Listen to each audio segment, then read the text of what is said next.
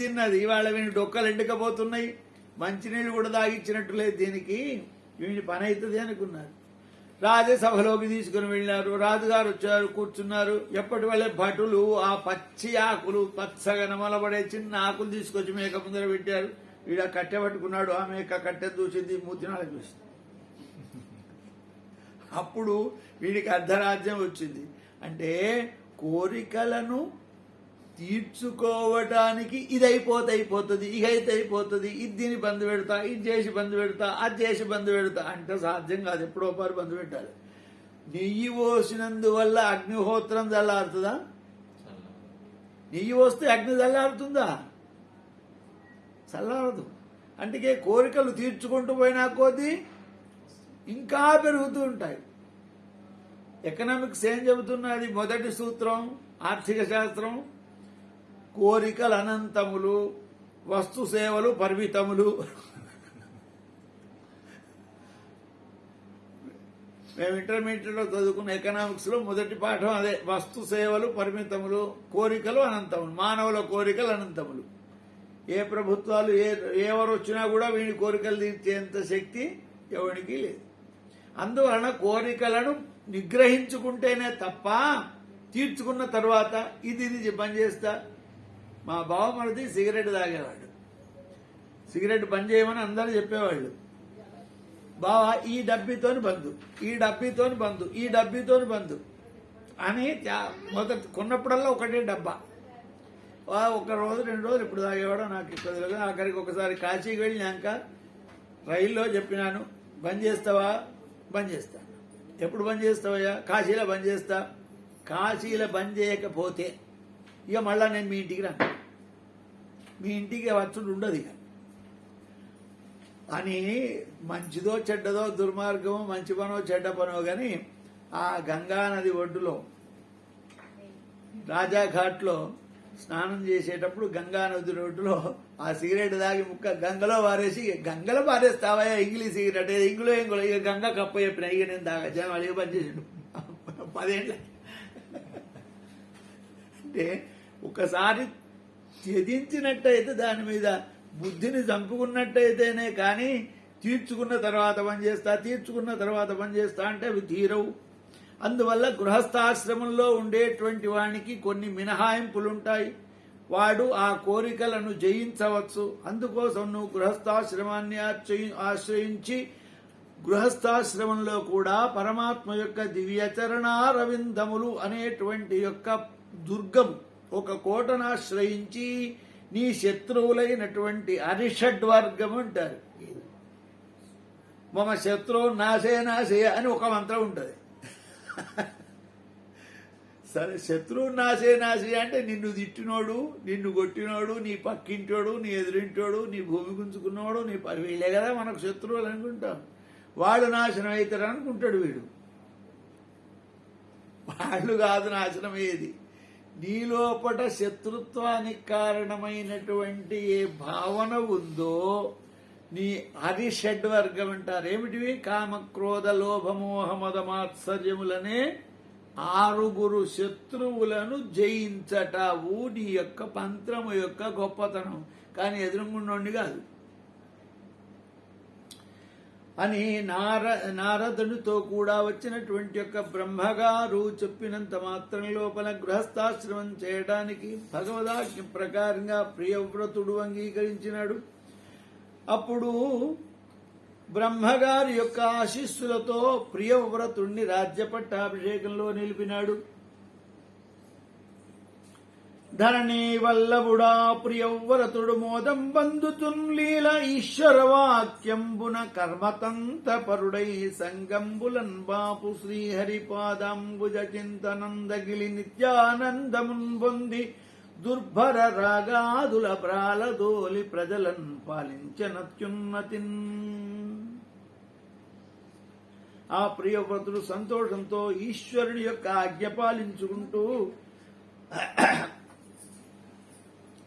సంగము అంటే ఇంద్రియ సమూహాన్ని సంగం అని పేరు. ఇంద్రియాలను నిగ్రహించి పరమాత్మ యొక్క దివ్యపాదముల యందు మనస్సును నిలిపి ధర్మబద్ధంగా ప్రజలను పాలించినాడు. ఆ తర్వాత విశ్వకర్మ ప్రజాపతి బిడ్డైన బర్హిష్మతి, ఎంత చక్కగా ఉంది పేరు, బర్హిష్మతి అనే అమ్మాయిని పెళ్లి చేసుకున్నాడు. ఆమె వలన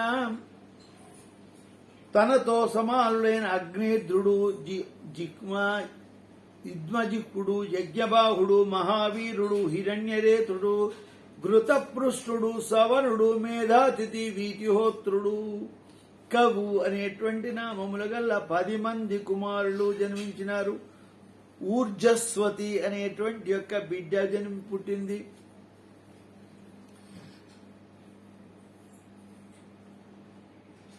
ఇక అందులో ముగ్గురు చిన్నప్పటి నుండి కూడా ఊర్ధ్వరే తస్కులై బ్రహ్మ విద్యానిష్ఠులై పరమహంస యోగాన్ని ఆశ్రయించి సర్వజీవ నివాసుడు శరణ్యుడైనటువంటి వాసుదేవుణ్ణి చరణారవిందములను పరమ భక్తితో పూజించి ఈశ్వర తాదాత్యాన్ని పొందినారు.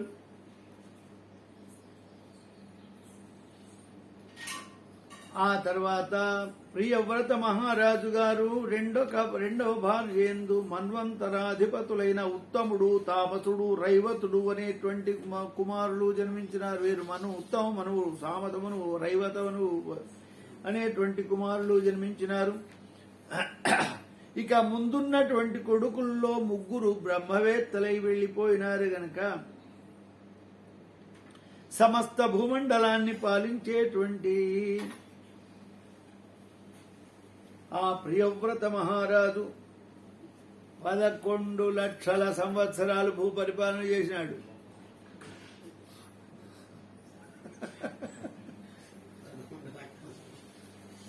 భాగవతంలో చెప్పినారండి, నేను చెప్పండి. అప్పటి ప్రకారం స్వయంభువ మన్వంతరం, సృష్టి ప్రారంభం, మనిషి ఆయుస్సు పరిపూర్ణంగా ఉంటే అట్లా ఉండేది. శ్రీరామచంద్రుడు 11,000 సంవత్సరాలు రాజ్య పరిపాలన, మరి దశరథుడు 60,000 సంవత్సరాలు రాజ్య పరిపాలన చేశాడు. ఇది అంతకంటే ఇది వైవస్వత మన్వంతరంలో కదా రామావతారం. ఇది స్వయంభవ మన్వంతరం, మొదటి మనువు సత్యయుగం. ప్రతి మన్వంతరంలో సత్యయుగం వస్తుంది. ఒక్క మన్వంతరానికి 72 మహాయుగాలు. 72 మహాయుగాలైతే ఒక మన్వంతరం. 14 మన్వంతరాలైతే బ్రహ్మగారికి ఒక పగలు.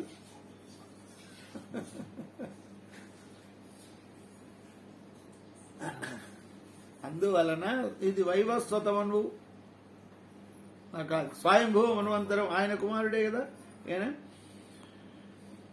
ఒకనాడు ఆయనకు సూర్యుడు తిరుగుతున్నాడు కదా, సూర్యుడు తిరగడం కాదు, భూమి తిరుగుతుంది. సూర్యుణ్ణి ఎంత వేగంతో ఉన్నాడో అంత వేగంతో ఆ భూప్రదక్షిణం నేను కూడా చెయ్యాలి అనుకొని దివ్య రథాన్ని ఏర్పాటు చేసుకొని 7 సార్లు భూమి చుట్టూ తిరిగినాడు సూర్యుడితో సమానమైన వేగంతో.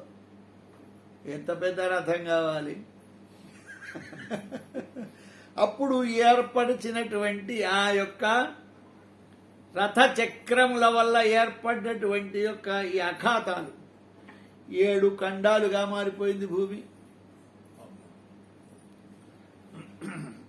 ఆ 7 ఖండాలను జంబూ, ప్లక్ష, శాల్మల, కృష, క్రౌంచ, శాఖ, పుష్కములనేటువంటి యొక్క ద్వీపము ఏర్పడ్డది. ఈ జంబూ ద్వీపము 1,00,000 యోజనములు. ఇక ఒక్కొక్కటి ఉత్తరోత్తర దీనికంటే ఎక్కువ పరిణామాన్ని కలిగి ఉంటుంది.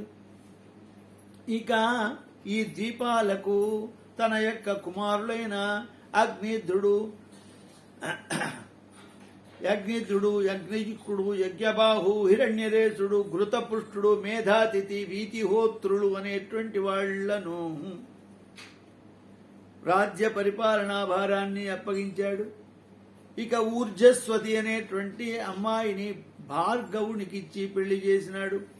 ఈ భార్గవుడంటే శుక్రుడు. ఈ భార్గవునికి ఊర్జస్వతి అనేటువంటి యొక్క భార్యేందు దేవయాని అనే బిడ్డ పుట్టింది. ఇక ఒకనాడు ప్రియవ్రతుడు విరక్తుడై తన యొక్క గురువైనటువంటి నారద మహర్షి యొక్క దివ్య చరణారవిందములయందు ప్రపన్నుడై నమస్కారం చేసి, అయ్యా, ఇన్ని సంవత్సరాలు రాజ్య పరిపాలన చేశాను, 11 లక్షల సంవత్సరాలు. ఏం బావుకున్నా, ఏం చేసినా, ఇంత పరాక్రమం ఉంటే ఏం లాభం? భగవంతుణ్ణి మరిచిపోయినా. అంధకూపంబుల నడిగియుండి తరుణులకే వినోద మృగంబునయుండి నది ఎల్ల నొల్లననుచూ. నా ఇంట్లో అందరికీ నేనొక ఎంటర్టైన్మెంట్ను. నిజంగా మగవాడి బతుకదే. వాళ్ళందరినీ ఎంటర్టైన్ చేయడమే వీడి డ్యూటీ. దానిలో మహదానందాన్ని పొందుతాడు. భార్య ఇడదండి, కొడుకు ఇది రమ్మన్నాడు, బిడ్డ ఇది చేయమన్నది, ఫుట్బాల్ ఆడుకుంటారు వీడిని, వాడు దాన్ని ఆనందాన్ని పొందుతుంటాడు. ఏం కర్మ ఇది అని ఆత్మవిద్యను కలిగి, నాన్న మేం నీ వెంట వస్తామని కొడుకులంటే, నాయన మీరు ఇప్పుడు రాజ్య పరిపాలన చేయండి, నా వలే అయినాక నా వెంపడి రండి అని కొడుకులకు రాజ్య పరిపాలన భారాన్ని, తన యొక్క భార్యలను, మీ అమ్మలను జాగ్రత్తగా చూసుకోండి అని తల్లులను కొడుకులకు అప్పచెప్పి,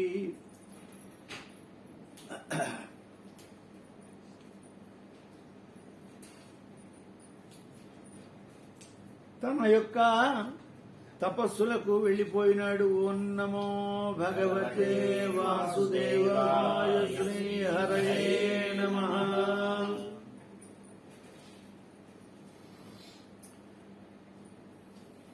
ఈ విధంగా ప్రియవ్రత మహారాజు గారు మోక్షాన్ని పొందిన తర్వాత అగ్నిద్రుడు అనేటువంటి మహారాజు రాజ్య పరిపాలన చేస్తున్నాడు. పెళ్లి కాలేదు.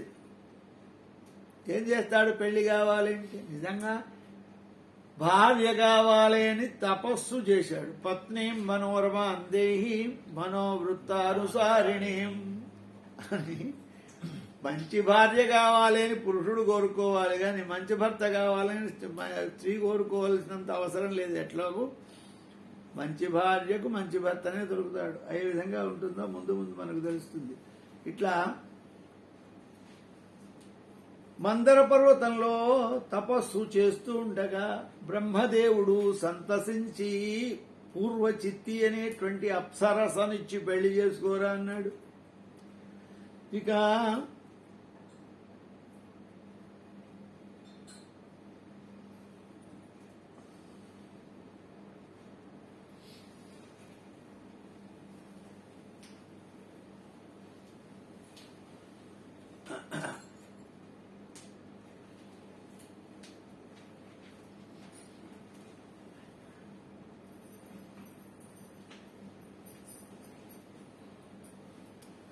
ఈ అప్సరస ఈయనతో నీవెవరు, ఎందుకోసం వచ్చినావు అని అడిగితే,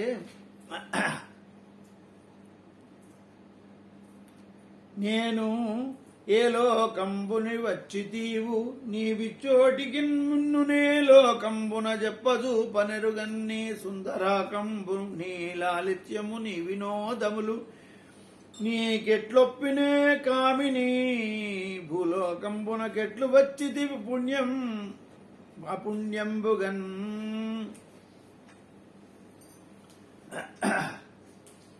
నీవెవరు, ఈ వస్త్రాలు ఎక్కడి, ఏ లోకం నుంచి వచ్చినావు, ఒకవేళ నీవు దేవలోకం నుంచి వస్తే పుణ్యము క్షీణించేటువంటి యొక్క ఈ భూలోకానికి ఎందుకు వచ్చినావు అని పలికితే ఆ పూర్వచిత్తి అంటుంది,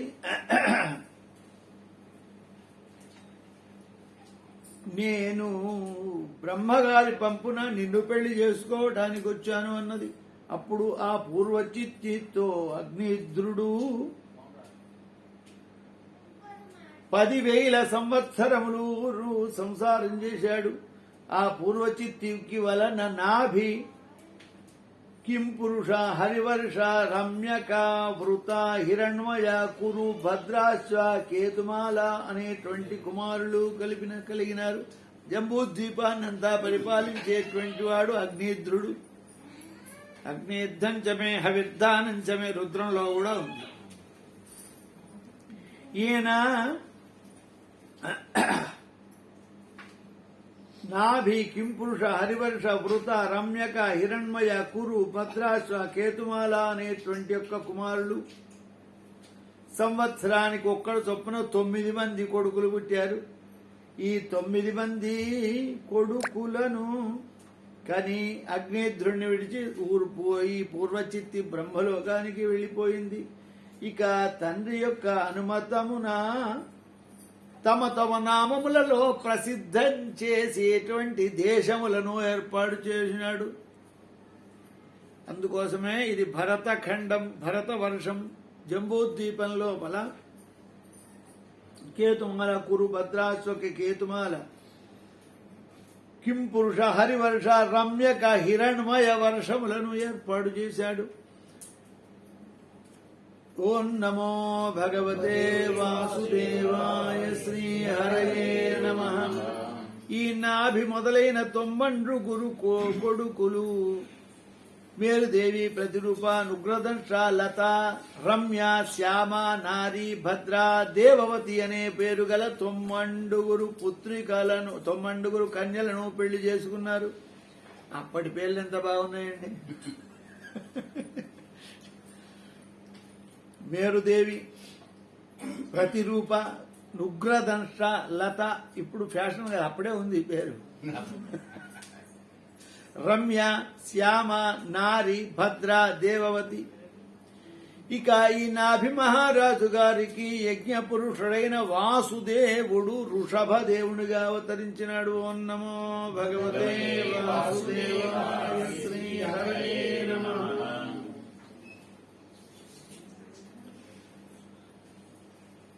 ఈ వృషభదేవుడు జన్మించినంతనే ఆకాశంలో నుంచి పుష్పవర్షములు కురిచినాయి.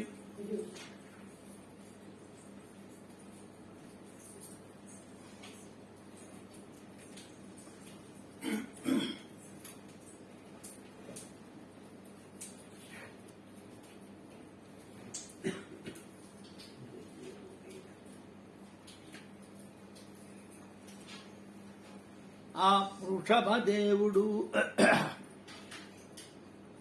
రాజ్య పరిపాలన చేస్తున్నటువంటి వాడై ధర్మాన్ని తప్పకుండా రాజ్య పరిపాలన చేస్తూ దోషరహితుడై ఆత్మారాముడై కల్మషనాశుడై రాజ ఋషి వలె పరిపాలన చేస్తున్నాడు.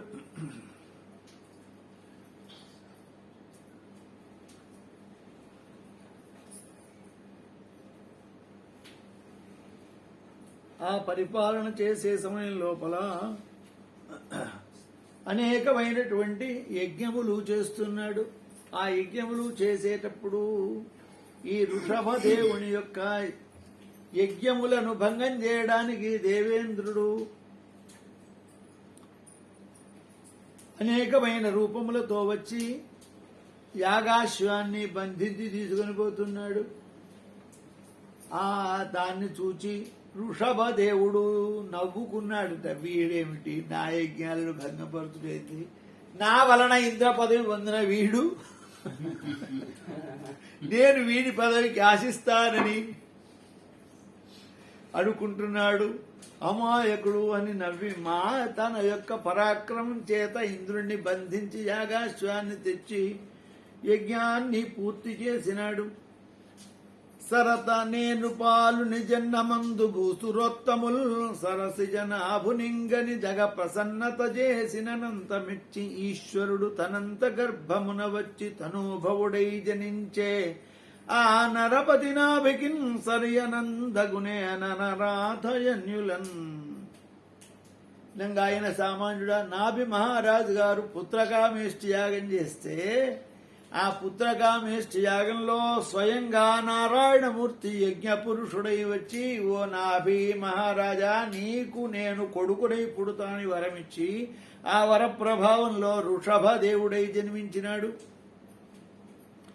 అని అతని యజ్ఞంలో వచ్చినటువంటి ఋత్విక్కులైనటువంటి బ్రాహ్మలంతా చెబుతూ ఆయనతో అనేకమైనటువంటి సత్కారములను పొందినారు. ఇక ఋషభదేవుడు తన రాజ్యము కర్మభూమి. ఈ కర్మభూమిలో జనులందరికీ ప్రియం కలిగేనట్టుగా కర్మతంత్రం తెలపదలుచున్నాడు. ఆ గురువుల వద్ద సమస్తమైన వేదశాస్త్రములను అభ్యసించి శతమన్యుడి యొక్క బిడ్డైన జయంతి అనే అమ్మాయిని పెళ్లి చేసుకున్నాడు. ఆ జయంతి అనేటువంటి అమ్మాయికి భరతుడు మొదలు కలిగిన 100 మంది కుమారులను కన్నాడు. ఇక ఈ భరతవర్షమందు కలిగిన పేరులకు కుశావర్తము, ఇలావర్తము, బ్రహ్మవర్తము, ఆర్యావర్తము, మలయ, కేతు, భద్రసేన, ఇంద్రస్ముక్, విదర్భ, కీటుకులు అనే 90 కుమారులకును తర్వాత తన యొక్క చిన్న అమ్మ కొడుకులు అంటే తండ్రి యొక్క చిన్న భార్య కొడుకులైనటువంటి వాళ్ళనందరినీ కూడా ప్రధానమంత్రులుగా చేసి అంత కవి, హరి, అంతరిక్షుడు, ప్రబుద్ధుడు, పిప్పరాయుడు, అవిరోధుడు, ద్రమీడు, చమసుడు, కరభాజనుడనే 9 గురు భాగవత ధర్మాన్ని అనుసరించి భగవన్ మహిమలను లోకంలో ప్రచారం చేస్తూ మాకు రాజ్యము వద్దు, పరిపాలన వద్దు, పెళ్లి వద్దు అని వెళ్ళిపోతారు. ఇదే నవకవుల బోధ అని వసుదేవునికి చెబుతారు. నవకవుల బోధ గురించి శ్రీకృష్ణ పరమాత్మ తండ్రి 10వ స్కంధం పూర్వ భాగంలో ఉత్తర భాగంలో వస్తుంది. ఇక మహాశ్రోత్రియులు కర్మనిష్ఠులై బ్రాహ్మలైపోయినారు. వీళ్ళు క్షత్రియులు కదా, బ్రాహ్మలైపోయినారు. ఎట్లయినా వాళ్ళ కర్మ జన్మ గుణకర్మ విభాగశ, గుణ విభాగంచే బ్రాహ్మలైపోయినారు. కావచ్చు, తప్పేం లేదు, సత్యమే. మన పురాణాలు చెబుతున్నాయి. కావంటే మనం ఎట్లా ఒప్పుకున్నాం? వ్యాసుల వారు చెప్పిన తర్వాత వద్దనేందుకు మనకేం అధికారం ఉంది? అదే బ్రాహ్మణుడు శూద్రుడు కావడం లేదు, అవుతున్నారా లేదా? శూద్ర కృత్యాలు చేసినాడు శూద్రుడే, పేరుకు బ్రాహ్మణుడు అని చెప్పుకుంటే అవుతాడా? పేరుకు బ్రాహ్మణులు కాదు, బ్రాహ్మణత్వం కలిగిన వాడు బ్రాహ్మణుడు. బ్రాహ్మణత్వం కలగాలి. కర్మ వలన కాదు, జన్మ వలన కాదు, క్రియ వలన బ్రాహ్మణుడు కావాలి. ఇప్పుడు మనమంతా కూడా జన్మ వలన బ్రాహ్మణులు, కర్మ వలన అవునో కాదో మనకు తెలుస్తుంది. మంది అనుకుంటారు మనల్ని బ్రాహ్మణులని, కానీ మనం బ్రాహ్మణమా కాదా అని మన మనస్సు మనకు చెప్తుంది, అంతరాత్మ కదా. అట్లా వాళ్ళు బ్రాహ్మలై ధర్మ ప్రవర్తనాన్ని ఆచరిస్తున్నారు. ఇక ఈ ఋషభదేవుడు బ్రాహ్మణోపదేశపూర్వకంగా అనేకమైనటువంటి యజ్ఞయాగములను చేసి తన కొడుకులను దగ్గర పెట్టుకొని, నాయనా నేను అవధూత తత్వాన్ని ఆశ్రయించి వెళ్ళిపోతాను, మీరు ఈ రాజ్యాన్ని చక్కగా పరిపాలన చేయండి. ఇక ఫలమపేక్షింపక మోహంబు దిగనాడి రాజ్యమెల్ల నప్పజేసి వెంటనే వెళ్ళిపోయినారు. కానీ ఇంకా మన ఇళ్లలో కొంతమంది ఇళ్లలో ఎట్లా ఉంటుందంటే, అత్త ముసలిదైనా సరే అత్తకు చెప్పిన తర్వాతనే బియ్యం అడగాలి. కూరగాయలు ఏం చేస్తున్నావో అత్త యొక్క ఆజ్ఞ వచ్చినాకనే కోడలు వండాలి. ఏం కర్మ కాలిపోయింది, వాడేదో వండి పెట్టింది తిని తప్పుడేక ఊరుకోక అని అధికారం ఎక్కడ మిడికింది? ఎందుకా తాపత్రయం? చేసిన రోజులు చేసినావు నాయన అప్పచెప్పి వెళ్ళిపోయి. నిజంగా సిద్దిపేటలో వెంకటాద్రి అని ఒక వైశ్యుడు ఉండేవాడు. ఆ వెంకటాద్రి అనే వైశ్యుడు తండ్రి ఒక ఇంటికి ఇల్లింటం ఇచ్చింది. ఆ ఇల్లింటం పోయేటప్పుడు వానికి పేరున్నదే గాని ఇంట డబ్బులు లేవు. పేరును ఉపయోగించి వీడు కోటీశ్వరుడై చాలా సంపాదించినాడు. ఎట్లా సంపాదించినాడంటే అన్ని డూప్లికేట్ బేరాలే. చెప్పాడు, ఒరిజినల్ వస్తువులు కొనటానికి గుమస్తాలను హైదరాబాద్ పంపేవాడట, డూప్లికేట్ కొనటానికి తను బొంబాయి పోయేవాడు. ఆటిని తీసుకువచ్చు అమ్ముడు, ఎంత అంటే అంత అమ్ముడు. ఏమన్నా బ్రాహ్మణులు కనబడితే తమలపాకులు వేసుకుని, అయ్యగారు వెంకటాద్రి సేటు బాగా బాగా అది తీసుకోపో దోషుడు, లవంగాలు దోషుడు, యాలకులు దోషుడు, ఏదైనా దోషులకో దిచ్చుడే. అయ్యా మీ దగ్గర డబ్బు వద్దు, అబ్బా వెంకటాద్రి ఎంత మంచోడు అని బ్రాహ్మలంతా ఆశీర్వాదం. అడిగిన వాడు 100 అడిగితే 100, 200 అడిగితే 500 ఇచ్చేవాడు. వెంకటాద్రి సేటు ఎంత గొప్పవాడని అంతా ప్రపంచంలో కీర్తి. ఇట్లా చేసి చేసి చేసి ఈ వ్యాపారం పాడైంది, విరక్తి వచ్చింది. నాయన ఇగో నేను సంపాదించిన మస్తుగా చాలు, ఇక మీరు మాత్రం డూప్లికేట్ చేయకుండా ఒరిజినల్ అమ్ముకోండి. ఏదో కొప్పల పడి చెడ్డనాని పనులు చేసిన అని మొత్తం కొడుకులకు అప్పచెప్పి కరపాత్ర స్వామీజీకి శిష్యుడైండు. కరపాత్ర స్వామీజీ వారి మన్ననలు పొంది ఆయన దగ్గరుండి అక్షరం ముక్కరాని వాడు సంస్కృతం, ఉపనిషత్తులు, ఇంగ్లీషు, హిందీ మొత్తం భాషలు వచ్చేసినాయి.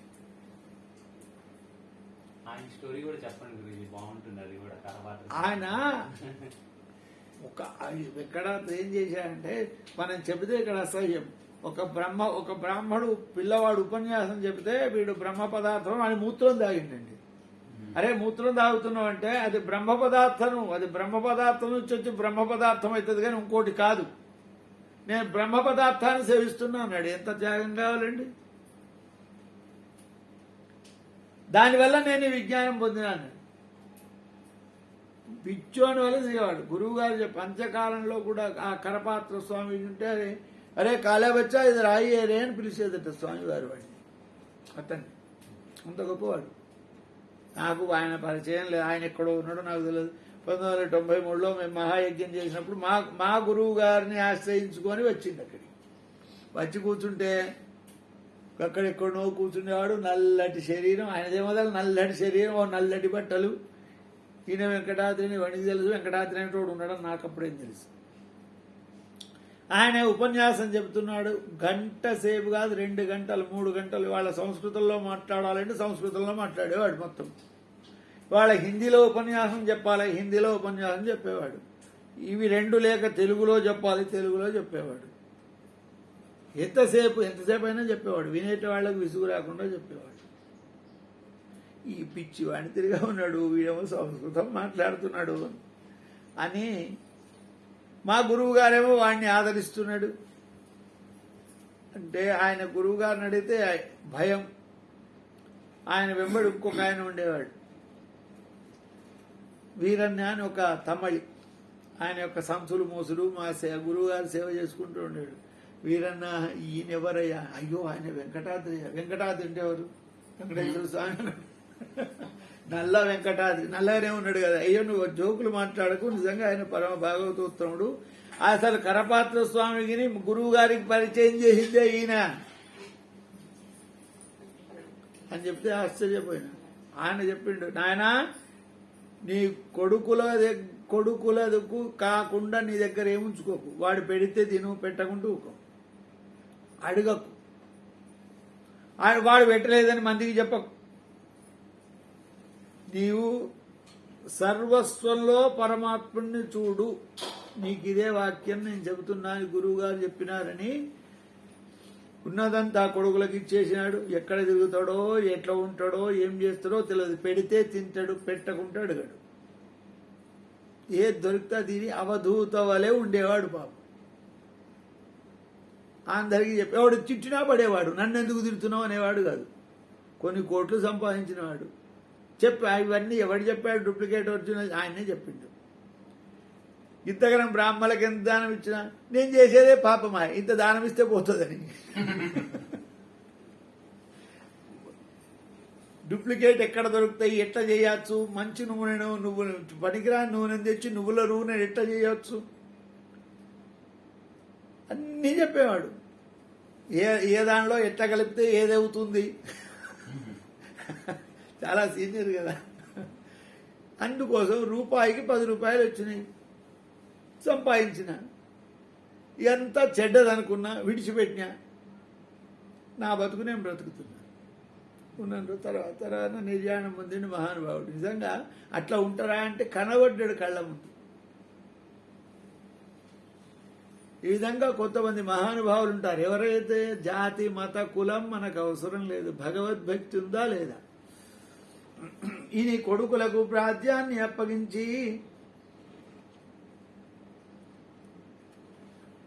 తనయులారవినుడు ధరలోన పుట్టిన పురుషులకు శునకనములకు లేని కష్టములను తెచ్చుగాన కామంబు వలన బుద్ధి చేయవలదు. ఆయన మానవులకు కష్టాలు వచ్చేందుకు కుక్కల కంటే ఎక్కువ కష్టాలు వస్తాయి మీకు కనుక కామమునందు బుద్ధి చేయవలదు. మీరు కామాన్ని ఆశ్రయించకండి.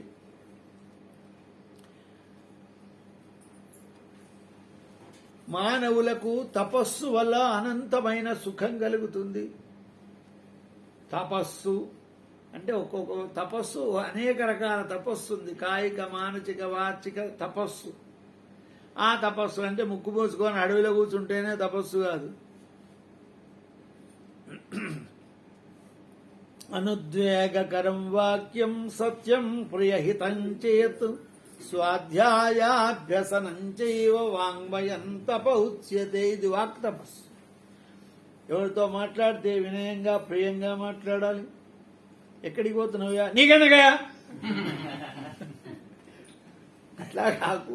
చెప్పవలసి వస్తే చెప్పు, చెప్పకూడదు సాధ్యమైనంత వరకు తప్పించుకునే ప్రయత్నం చేయాలి. చెప్పకూడని వస్తే కానీ నన్నెందుకు అడుగుతున్నావు, నువ్వు కోపాన్ని ఆశ్రయించకూడదు. అనుద్వేగకరం వాక్యం సత్యం ప్రియం హితం.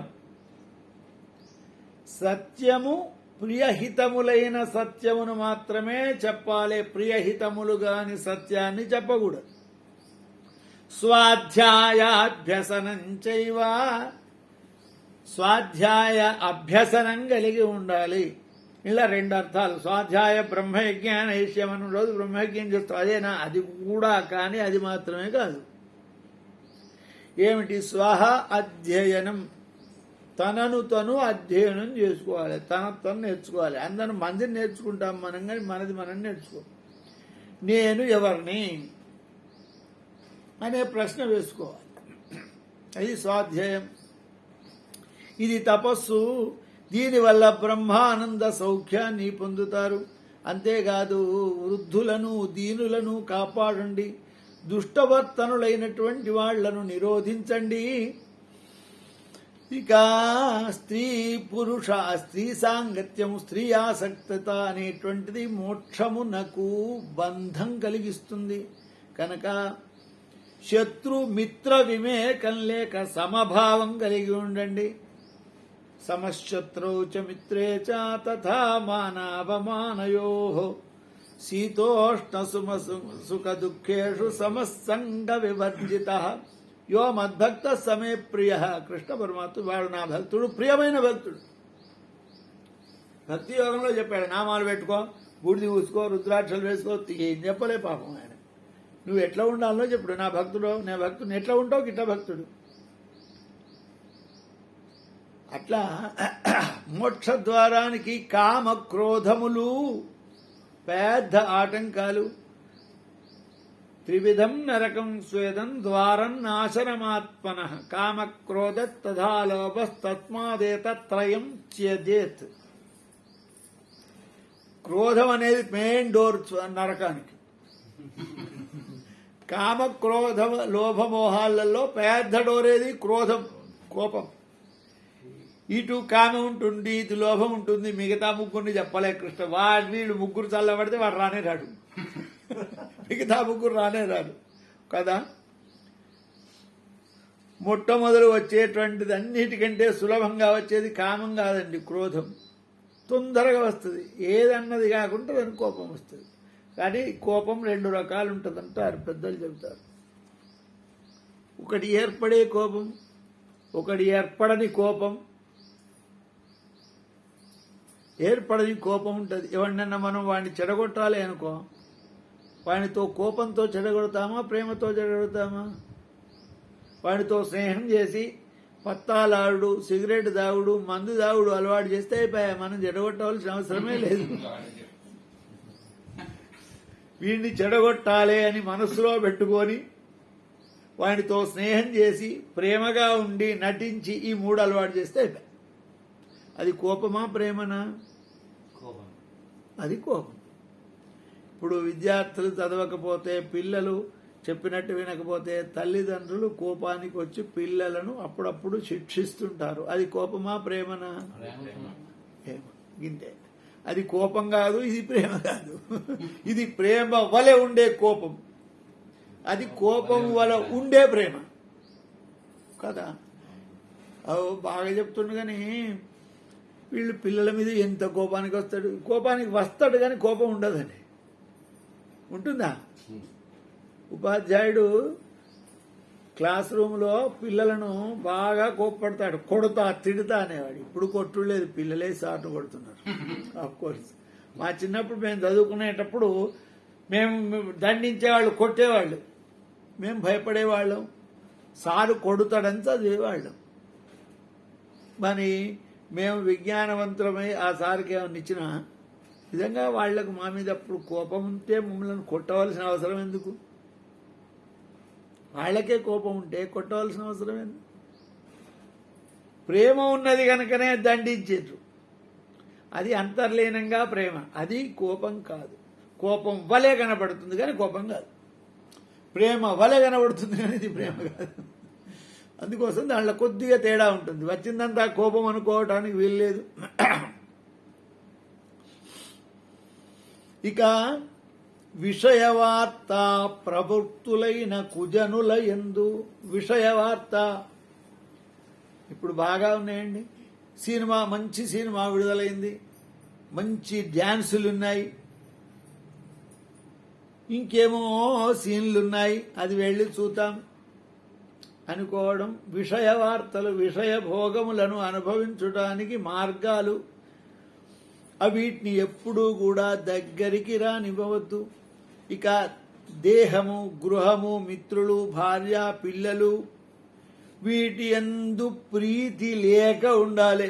ప్రీతి లేక ఉండాలంటే ప్రేమ లేక ఉండాలి, వాళ్ళని తిట్టాలి కొట్టాలని కాదు. వ్యామోహం లేక ఉండాలి.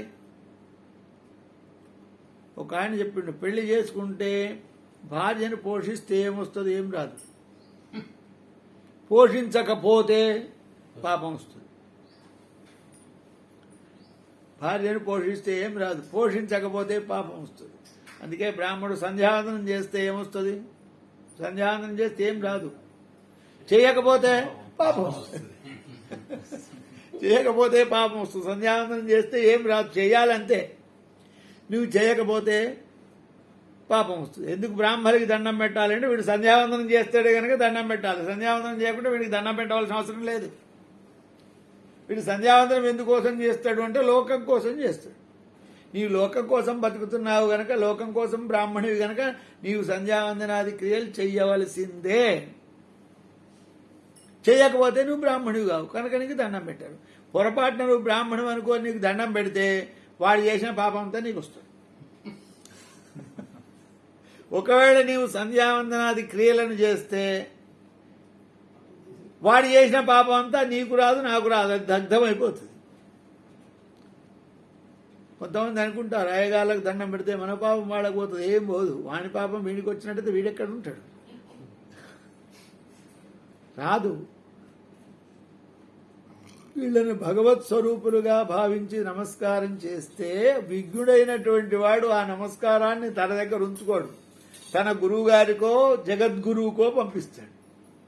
అయ్యా వీళ్ళ నేను అనుకో నమస్కారం చేస్తున్నాడు, ఇది నాకు కాదు నమస్కారం, ఇది మా గురువు గారికి చెందుగాక, లేక నా పరమాత్మకు చెందుగాక, నారాయణమూర్తికి చెందుగాక, సదాశివుని పాదాలకు పోవుగాక అని వీడు మనసులో అనుకుంటాడు. అక్కడికే పోతాడు, ట్రాన్స్ఫర్ అవుతుంది.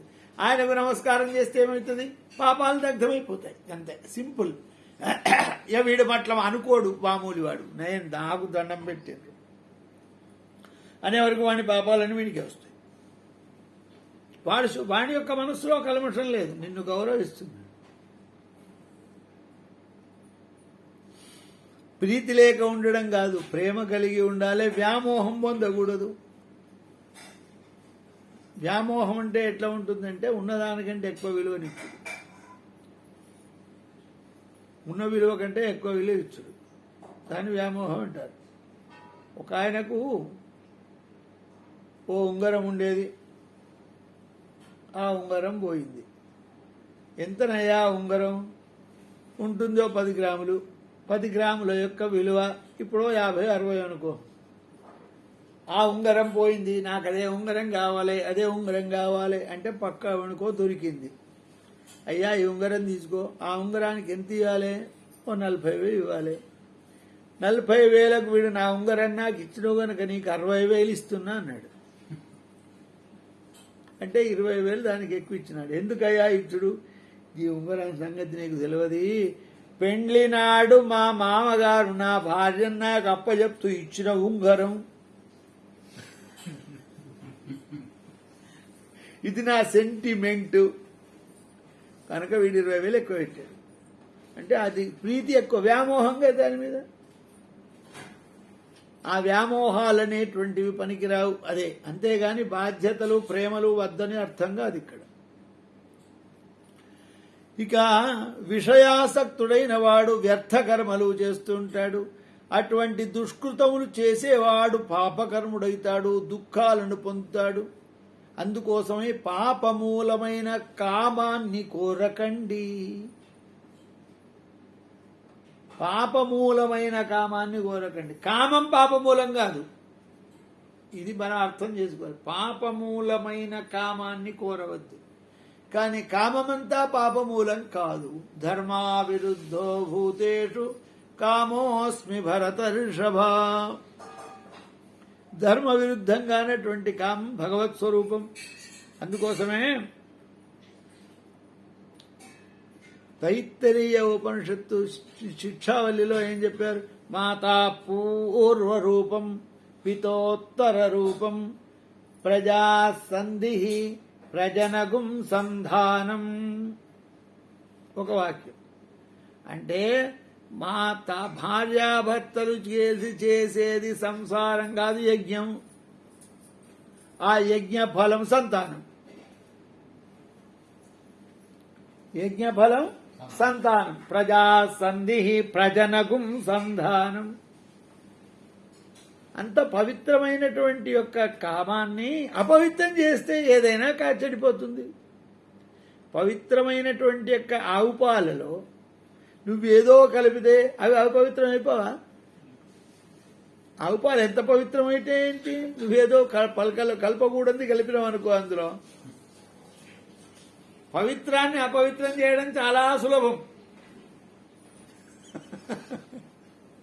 అంత పవిత్రమైనటువంటి దాన్ని అపవిత్రం చేయడం చాలా సులభం, కానీ అపవిత్రమైన దాన్ని పవిత్రం చేయడం చాలా కష్టం. అందుకోసమే కామమూల పాపమూలమైనటువంటి కామాన్ని దగ్గరికి పోకండి. లేకపోతే జ్ఞానము ఎంతకాలం లేకపోతే అంతకాలము ఆత్మతత్వం తెలియదు. ఆత్మతత్వం తెలియకపోతే దుఃఖం కలుగుతుంది. కనుక నాయనలారా, సర్వమయుడైనటువంటి వాసుదేవునిందు ప్రీతి కలిగి ఉండండి. దేహేంద్రియ భావములయందు ప్రీతి చేసి ఇంద్రియార్థములను అనుభవించినట్టయితే నశించిపోతారు. జ్ఞానం కలిగి గృహస్థాశ్రమాన్ని అంగీకరించండి. ఇక పురుషుడు స్త్రీలతోడి ఏకీభావాన్ని పొందితే గృహమిత్ర క్షేత్ర విత్తములు పొందుతారు. కానీ నాది అనేటువంటి భావం కలగకూడదు. నాది అనేటువంటి భావం కలిగితే నాకు అనేటువంటి భావం కలుగుతుంది.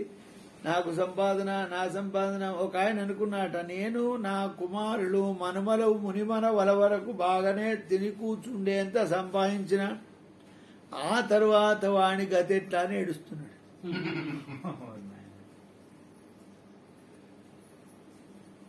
అందుకోసం దుఃఖం పొందేవాడు ఒక చిత్రంగా చెప్తారండి. మా ఊళ్ళో ఒక ఆవిడ ఉండేది, ఎంత మంచి వార్తను కూడా ఏడ్చుకుంటూ చెప్పేవాడు. ఉదాహరణ ఏం చేయాలి, వద్దంటే వింటలేడు. మా వాడు అమెరికాకు పోయిండు, మస్తు పనేట, ఏం పైసలు ఇస్తారో కానీ ఆ పైసలు ఏం చేస్తారో కానీ వాని పని వద్దురా అంటే వినకమే. అంటే ఒక 2-3 సార్లు చెప్పంగా నేను విని, మరి ఎందుకు తోలిచ్చినావు, ఎందుకు తోలిచ్చినావు, మీ ఇంట్లో మీకు రైస్ మిల్ ఉంది కదా, మీ మొగడిని బంద్ చేసి వాడిని ఇట్లా కూర్చోమని చూపించుకుంటే అయిపోతుంది కదా. పంపించుడెందుకు, ఏడ్చుడెందుకు, వచ్చే పైసలు తీసుకున్నాడు ఎందుకు, వాడేం తక్కువ సంపాదిస్తున్నాడా ఆయనతో చెప్పుడు బంద్ చేశాడు. అంటే మంచి వార్తను కూడా వీడేడు అది నా కొడుకు అమెరికాకు పోయిండని ఏడ్చేటోడేవాడు ఇప్పుడు. ఎవడంత ఓపిక కలిగిన వాడు లేడు. వాడి కొడుకు అమెరికాకు వాడి, నా కొడుకు ఒక పైన ఏడ్చేంత ఓపిక కలిగిన వాడు దాదాపు వాళ్ళు తక్కువైంది ఈ కాలంలో. వాని ఏడుపులు వానికేం వస్తున్నాయి. ఇట్లా చెప్పకూడదు, మోహాన్ని పొందకూడదు. గృహము, క్షేత్రము, పుత్రులు, భార్య అనేటువంటి వాటి బంధానానికి కారణమవుతాయి. అందరూ ఉంటారు కానీ మోహాన్ని పొందకూడదు. ఎప్పుడూ భగవంతుడి యందు చిత్తాన్ని పెట్టుకోండి నాయన. అప్రమత్తుడై ఉండాలి. కర్తవ్య పరిపాలన చేయాలి. కర్తవ్య కృత్యాన్ని ఆచరించి కర్తవ్యాన్ని త్యాగం చేయాలి. నేను చేసినా అనకూడదు, నేను పెట్టినా అనకూడదు. ఇంకా గబ్బతేంది, శాస్త్రం ఏం చెప్తుంది, నా పేరు నేను చెప్పుకోకూడదు, నా పేరు నేను చెప్పకూడదు. నా పేరు ఎప్పుడు పక్కోడు ఎవడన్నా చెప్పాలి. ఎవ్వడూ లేనప్పుడు నా పేరు నేను చెప్పుకోవలసి వస్తే అప్పుడు చెప్పాలి. రఘురామ శర్మ అని అంటారు, నేను రఘురామ శర్మ అని అనకూడదు. ఈ శరీరాన్ని దీన్ని రఘురామ శర్మ అని అంటారు అని చెప్పవలసి వస్తే చెప్పాలి, కానీ చెప్పకూడదు. తను పెట్టుకుంటే ఎందుకు? ఇప్పుడు మనం చతుస్సాగర పర్యంతం గోబ్రాహ్మణేభ్య శివమస్తు, చెవులు ఎందుకు మూసుకుంటామండి? అహం హో అని, నా అహం అనే శబ్దాన్ని మన పేరు మనం వినకూడదు, అనకూడదు. ఇక్కడ చెప్పాలి కనుక అది వినపడకూడదని చెవులు మూసుకుంటాం.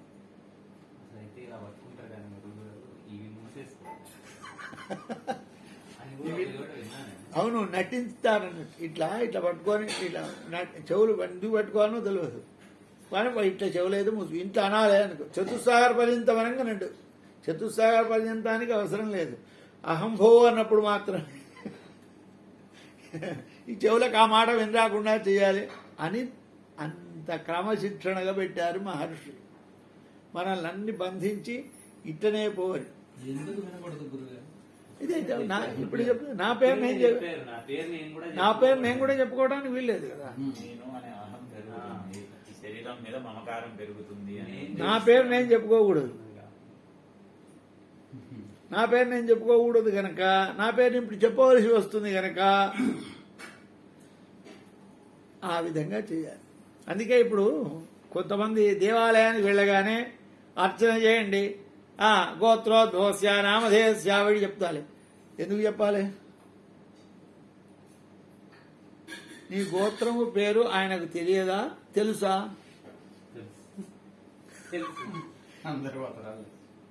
మరి తెలిసిన వాడికి నీకు చెప్పుడు ఎందుకు? నీకు తెలిసిన నీ గోత్రం నీకు తెలిసే. నీ గోత్రం ఫలాని వాడు నీకు ఆహారతి ఇస్తున్నాడయా, నైవేద్యం పెడుతున్నాయా అని స్వామికి చెప్తున్నాం కదా, మాంగ అయ్యగారితో చెప్పిస్తున్నాం కదా. నువ్వెవడో ఆయనకు తెలిసినా తెలియదా?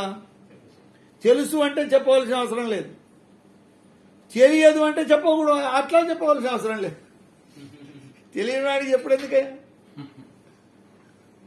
ఒకవేళ భగవంతుడు అటువంటి తెలియదు అంటే గుడికి పోవుడే అవసరం లేదు. తెలుసు అని అంటే ఈ గోత్రనామాలు చెప్పవలసిన అవసరం లేదు. దీన్ని ఒకసారి పూజ్యపాదులు పరమహంస చిన్నజీయర్ స్వామి వారు చాలా చెప్పారు. నేను బాగా నచ్చింది నాకు. నేను ఎక్కడికి పోయినా నా గోత్రం పేరు చెప్పు. పరమాత్ముడికి అంత సర్వజ్ఞుడు, నేను నమస్కారం చేస్తున్నాను, నువ్వేం చేస్తావో చెయ్యి. కాకపోతే ఒక సమస్య ఉందండి ఇట్లా. ఏం సమస్య అంటే మన గోత్రనామాలు చెప్తేనే అయ్యగారి పెళ్లల్లో పైసలు వేస్తాం. మన గోత్రనామాలు చెప్పకపోతే పళ్ళెంలో రూపాయి పడదు. వాళ్ళకు కూడా తెలుసు, ఇవాళ ఈయన వచ్చిండు పళ్ళెం నిండుతుంది, గంట గట్టి ఊపి మంత్ర గట్టే చదువుతాడు. ఇక ఇతను వచ్చిండు లుబ్ధుడు, వీడు రూపాయి బిళ్ళ వేరుడా కష్టమే, కర్మగాలి హారతి అన్నాడు, గంట మెల్లేను. పాపం అర్చకులంతా కూడా యజమానులు సేవ చేస్తున్నారు కానీ భగవత్ సేవ చేయడం లేదు. నేను సాక్షాత్తు అఖిలాండకోటి బ్రహ్మాండ నాయకుడిని, సేవకుడిని. వీళ్ళ సేవ నాకెందుకు అనుకోరు. వచ్చిన వాడి సేవనే చేస్తారు. అసలు ఉన్నవాడి సేవ మాత్రం వాడు సస్తే చెయ్యడు. కానీ వాళ్ళు ఏమనుకుంటారంటే వాడు ఇయ్యడు, వీడే ఇస్తాడు అనుకుంటారు. అని వాస్తవంగా ఇచ్చి వీళ్ళ దగ్గర ఏమున్నదని ఇస్తాడు. వీడో పిచ్చగాడు. కబీర్ దాస్ చెప్తాడు, నేను రాజు దగ్గరికి వెళ్ళి ఏదన్నా అడుగుదామని పోయిండట. పోయే వరకు ఆ రాజు ఏం చేస్తుండు అంటే ప్రార్థన చేస్తుండ్రు. ఏం ప్రార్థన చేస్తున్నాడు? స్వామి నన్ను కాపాడు. అరే నువ్వు ఇంకోని అడుక్కునేటోడు, నాకేమిస్తావురా?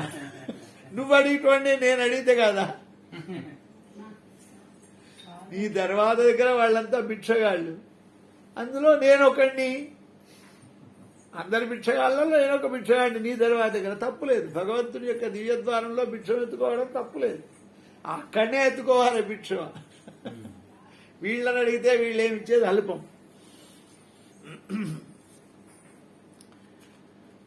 ఈ కర్మరూపమైనటువంటి యొక్క సంసార బంధనములను విడగొట్టుకొనవలెని వృషభదేవుడు తమ కొడుకులకు ఉపదేశం చేసినటువంటి వాడై అరణ్యములకు వెళ్లి అవధూత లక్షణాలను సర్వబ్రహ్మమయంగా భావించినటువంటి వాడై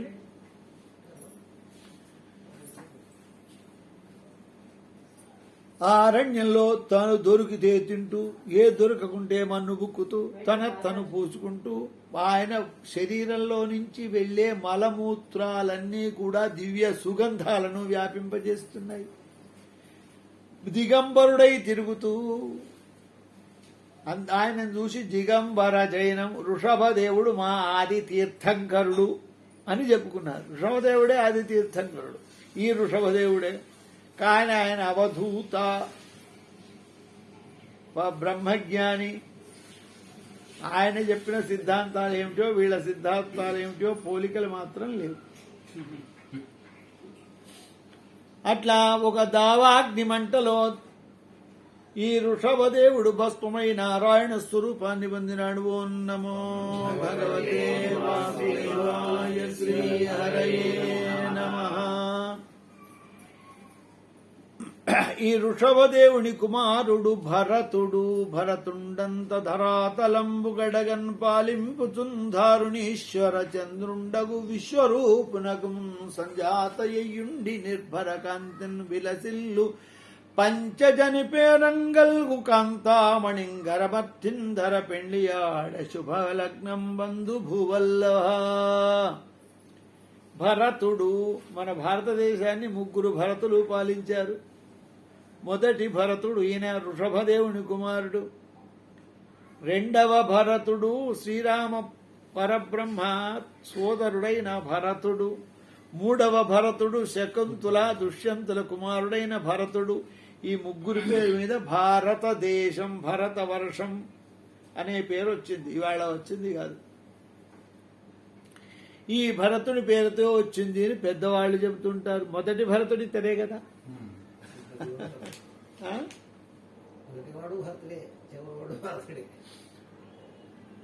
ఈ భరత చక్రవర్తి పంచజని అనేటువంటి యొక్క అమ్మాయిని పెళ్లి చేసుకున్నాడు.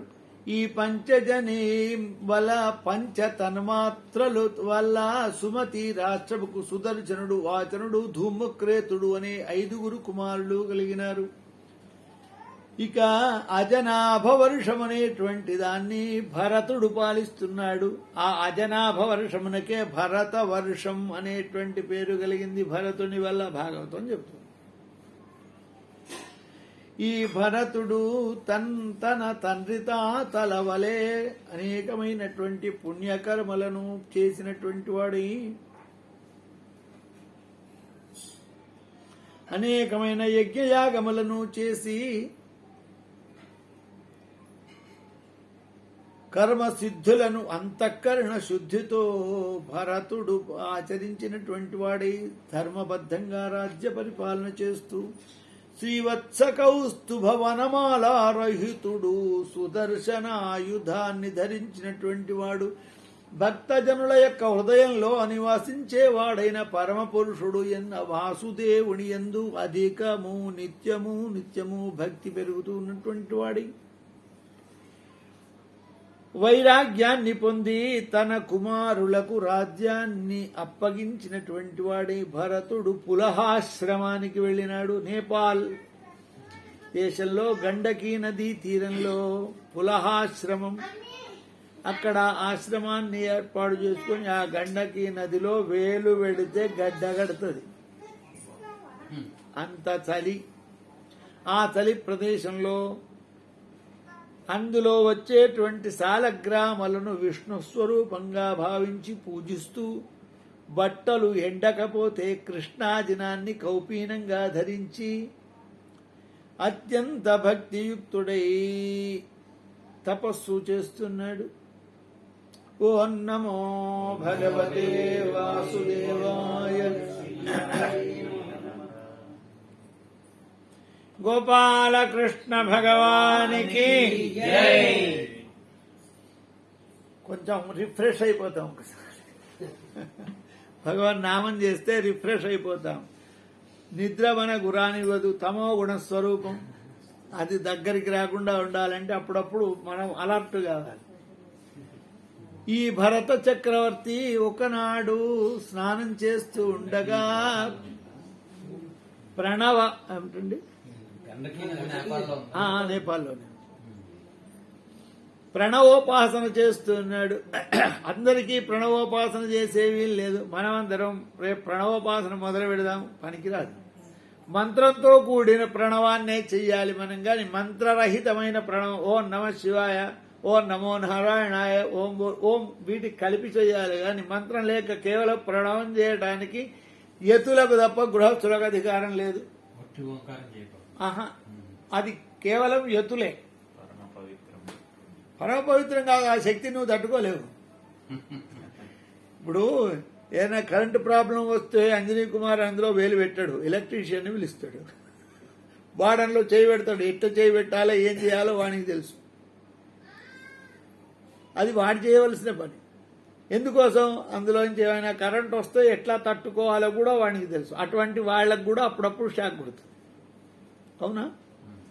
అందువలన ఈ ప్రణవోపాసన వల్ల వచ్చినటువంటి యొక్క శక్తిని వీడు తట్టుకోలేడు. కనుక ఆ శక్తిని తట్టుకునే శక్తి ఉన్నవాడే చెయ్యాలి. మేము 108 బ్రాహ్మణ దంపతులను ఒక సేటు వారణాసి తీసుకుపోయి 9 రోజులు ఉంచాడు. అక్కడ మహాయజ్ఞం జరిగింది. ఆ యజ్ఞానికి ఒక పూర్ణ దీక్ష కలిగినటువంటి ఒక మహానుభావుడు ఢామరానంద అనే దీక్షానామం కలిగినటువంటి వాడు మా గురువు గారి యొక్క సోదరుడు వచ్చాడు. వృద్ధుడు, ఆచార్యత్వం వహించేటువంటి నన్ను పిలిచిన ఆయన, ఈ యజ్ఞ ఫలాన్ని ఎవరికి అప్పగిస్తున్నావు అన్నాడు. ఇంకెవరికి ఇస్తాం? యజమానికే కదా. వద్దన్నాడు. ఎందుకు వద్దు స్వామి? మరి చేసేది ఆయన, ఖర్చు ఆయనది. ₹1 కూడా వాడిస్తే తీసుకోలే. ప్రతి పైసా కూడా ఆయన సొంతం. ఎవడిస్తా, నేను 1000 ఇస్తా, 10,000 ఇస్తా, 1,00,000 ఇస్తా, నువ్వు ₹10 ఇవ్వకు. ఏమన్నా ఇస్తే అక్కడికి వచ్చిన బ్రాహ్మణులు వాళ్ళకి నీ ఇష్టమని దానం ఇచ్చుకోక నాకు మాత్రం నువ్వేమి ఇవ్వకు. నువ్వు వాళ్ళకి ఏమి ఇచ్చినా నాకు అభ్యంతరం లేదు, ఇవ్వకున్నా అభ్యంతరం లేదు. కావలిస్తే 4 రోజులు ఇక్కడ ఉండు, నేను పెట్టే భోజనమే తిను. నువ్వు ఇక్కడ మాత్రం ఇవ్వకు. నువ్వు బయట దానం ఇచ్చుకో, వీళ్ళకు దానం ఇచ్చుకో, నేను వద్దన. కానీ ఇంట్లో నా ఖర్చులో నువ్వు పెట్టేది లేదంటున్నాడు. మరి అటువంటి వాడికి యజ్ఞఫలం ఆయనకి ఇవ్వకుంటే మనం ఏమనికి ఇస్తాం? అది తప్పు నాయన. వీనికి యజ్ఞఫలం ఇస్తే తట్టుకోడు అని చెప్పిండు. తట్టుకోడు, మరి ఏం చేయమంటావు? అదంతా అమ్మవారికి దారపోయి, అమ్మవారు ఏం చేస్తుంది? వీనికి ఎప్పుడు ఏది అవసరమో అందిస్తుంది. అమ్మ దగ్గరికి వెళితే ఏమవుతుంది? వీడికే ఇస్తుంది. ఎప్పుడు ఎట్లా ఇవ్వాలనో అంత ఇస్తుంది అని చెప్పాడు. అద్భుతం అనిపించింది. అట్లాగే చెప్పిన, అయ్యా మీరు ఎట్లా చేసినా సరే నాకేం తెలియదు, అదంతా మీరు ఏమన్నా చేయండి, మీరు ఏం చేసినా నాకేం చేస్తున్నా నాకేది వద్దనేది అవసరం లేదు. అంత చెప్పేవాళ్ళే వాడు దొరుకుతాడండి. నా గోత్రం చెప్పినవా, నా పేరు చెప్పినవా అనేవాడే కానీ నువ్వేం చేసినా సరే నేనైతే ఇది చేస్తున్నా, నా సంకల్పం ఇది కలిగింది, నేను ఇది చేస్తున్నా, ఏం చేసినా సరే నువ్వేం చేస్తున్నావు కానీ అవసరం. పెద్దవారు మా గురువు గారి యొక్క తమ్ముడు వరుసకు, ఆయన కూడా మా గురుతుల్యులే, ఇట్లా చెప్పారు. మరి మాట రాజమౌళి ఎట్లా చెప్పాలి, అయ్యా నీ ఇష్టం ఉన్నట్టు చేయి, అట్టే చెయ్యి, ఎట్లా చేస్తే నాదేం నాకేం అవసరం లేదు, నేను తోలుకొస్తా అనుకున్నా తోలుకొచ్చిన, చేయిస్తా అనుకున్నా చేస్తున్నా, చేయ బాధ్యత మీకు అప్పచెప్పిన. ఎవరినన్నా పెట్టు, ఏమన్నా చెయ్యి, ఎట్లన్నా చెయ్యి, ఏమన్నంత ఇస్తా. ఆయన అట్లా చెప్తే ఈయన ఇట్లా చెప్తే ఒకళ్ళకంటే ఒకళ్ళు ఎంత మానసికమైనటువంటి ఉన్నతిలో ఉన్నారు. అది ఏ విధంగా వస్తుంది? కేవలం అనేక వేల సంవత్సరాల పూర్వ పుణ్యం ఉంటేనన్నా, భగవద్భక్తి కలిగి పెద్దల సేవ చేస్తేనన్నా వస్తుంది, కానీ వట్టిగా మాత్రం రాదు. ఓం నమో భగవతే వాసుదేవాయ శ్రీ హరయే నమః. ఆ సమయంలో ఈ భరత చక్రవర్తి ప్రణవోపాసన చేస్తూ ఉండగా నిండు గర్భిణి అయిన ఒక హరిణి లేడి నీళ్లు తాగటానికి వచ్చింది. ఎక్కడో సింహం యొక్క గర్జన వినబడ్డది. సింహం నన్ను చంపుతదేమో అని నిండు గర్భిణి అయిన జింక అవతలికి దుంకబోయి దుంకలేక నీళ్లలో పడ్డది. అప్పుడే ప్రసవించిన చిన్న లేడి పిల్ల నీళ్లలో కొట్టుకుపోతుంది. అబ్బో చిన్న పిల్ల నీళ్లలో కొట్టుకుపోతుంది కదా అని దాన్ని తీసుకొచ్చి రక్షించాడు. ఆ గడ్డి పరకలు వేసి దాన్నంతా తుడిచి, పాలేవు కదా అక్కడ, ఆ గడ్డిని బాగా నలిచి రసం తీసి దానికి పోసి తాగిస్తూ క్రమక్రమంగా దాన్ని పెంచుతూ ఉన్నాడు. అది పెరుగుతూ ఉన్నది. పెరుగుతూ ఉన్నటువంటి జంతువు ఈయన జపం చేసుకుంటూ ఉంటే భుజం మీద కాళ్ళు పెడుతున్నది. సరే జపం బద్దు పెడతానులే. ఈయన స్వామివారి యొక్క సేవకు తులసీ దళాలు తిప్పుకొని వచ్చే ఆ తులసీ దళాలు వాసన చూస్తుంది. దేవుడి కోసం తెచ్చిన తులసీ దళాలు వాసన చూస్తావా అని ఈయన హూ అంటే భయపడి దూరం పోతుంది. అయ్యో భయపడ్డావా, ఏం కాదు మళ్ళీ పర్వాలేదు అని అంటూ దాని యొక్క పోషణ చేస్తూ ఉన్నాడు. ఒకనాడు ఈ లేడి పిల్ల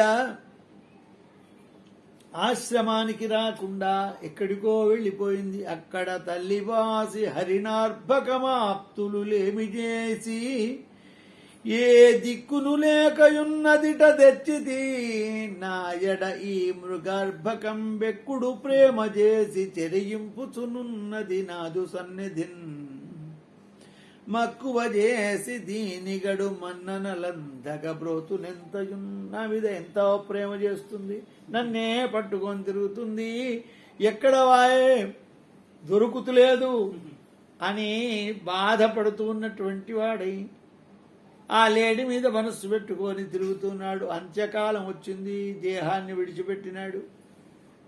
ఎం వాపి స్వరన్ భావం చదంతే కలేవరం తం తమే వైది కౌంతేయ సదా సద్భవ భావిత. ఇది భగవంతుని యొక్క రాజ్యాంగ సూత్రం కనుక ఆయన లేడై పుట్టినాడు. కాలంజన పర్వతంలో లేడై పుట్టినాడు. కానీ పుణ్యప్రభావము నశించదు.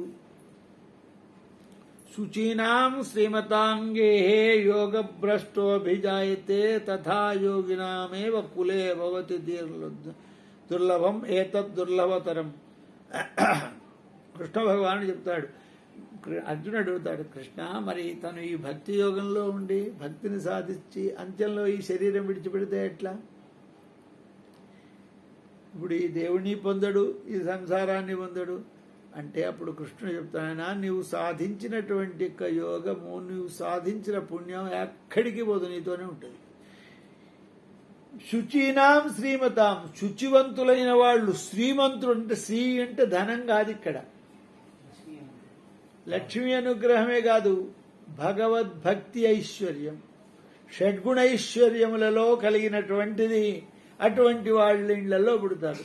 ఇంకా ఈ గమ్మత్ ఏంటంటే భక్తి ఉన్నవాడికి శుచి ఉండదు, శుచి ఉన్నవాడికి భక్తి ఉండదు, రెండొక్క దొరకడం కష్టం. అటువంటి వాళ్ళ ఇళ్లలో నీకు జన్మ వస్తుంది. నీకెప్పుడు అవసరమో అప్పుడు నీ జ్ఞానం అంతా కలుగుతుంది అని కృష్ణ పరమాత్మ చెప్పాడు. కాలంజన పర్వతంలో లేడై పుట్టినా కూడా పూర్వజ్ఞానాన్ని పొంది ఆ లేడీ కాలంజన పర్వతం నుంచి పులహాశ్రమానికి నడుచుకుంటూ వచ్చింది.